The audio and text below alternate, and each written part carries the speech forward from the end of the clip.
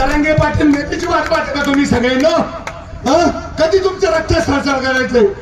96 कोणी म्हणता कशाला? एक लाख मारा 100 लोक इथं.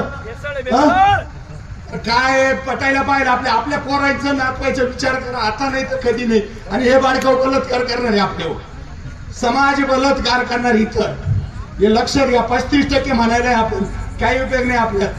आपली जोपर्यंत एकी होत नाही शेतकऱ्याची आणि आपल्या मराठीची, ज्या दिवशी एकी होईल त्या दिवशी आपल्या मालाला 1000% भाव राहील.